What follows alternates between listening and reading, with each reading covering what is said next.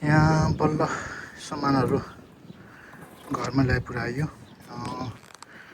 यो चाहिँ अब यहाँ चाहिँ सबै घरको तलको ब्रोड बक्स अनि दुईवटा सुपर अनि छाना हुन्छ यहाँभित्र चाहिँ सबै फ्ल्याट भएको।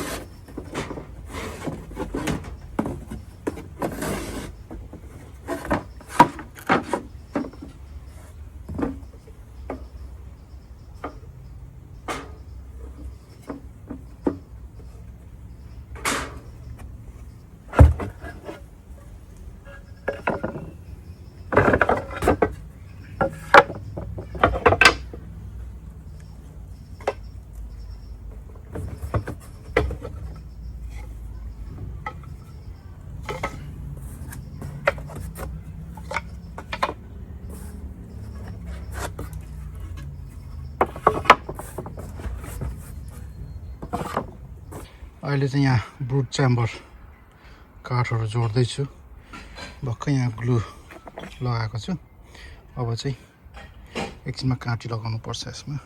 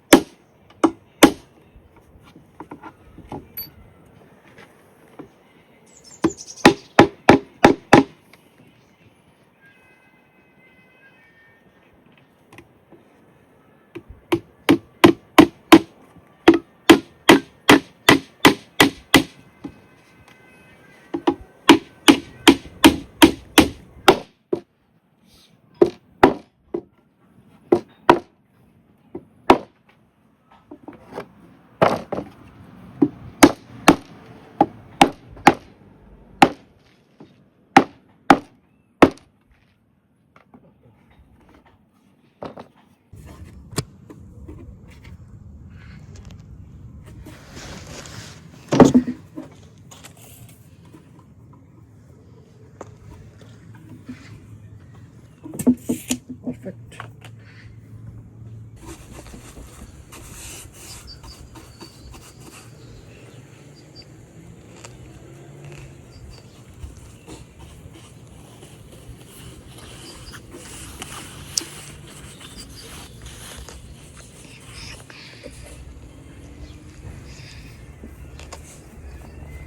यहाँ चाहिँ अहिले म यो फ्रेमहरू तल ब्रुड बक्सको फ्रेमहरू जोड्दैछु।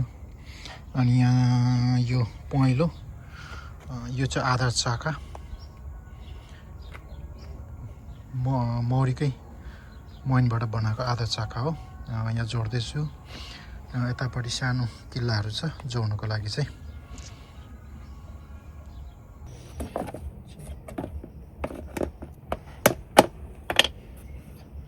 Good to go.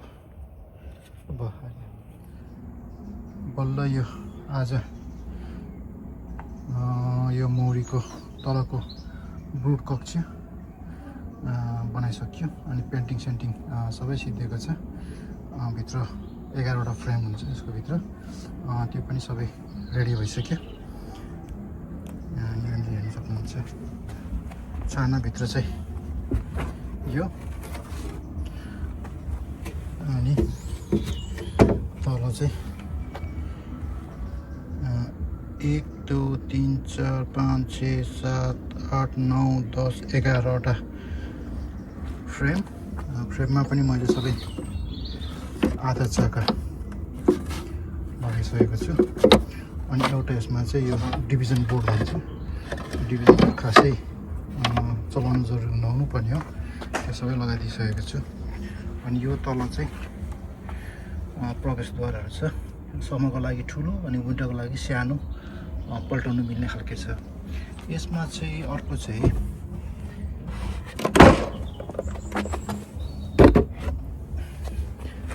यहाँ चाहिँ यो तलको बेसमा चाहिँ यसरी जाली हुन्छ।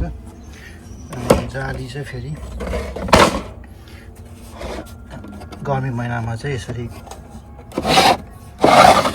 खोल्नु पनि मिल्छ। अनि यहाँ चाहिँ अब हावा तलबाट मजाले आउँछ।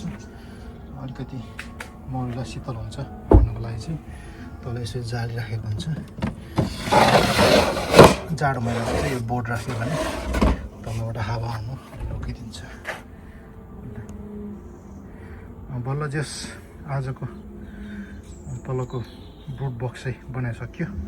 अब अझ 2टा महको चाहिँ बनाउनु पर्नेछ। त्यो चाहिँ म अलिक बिस्तारै बनाउँदै जाउँला।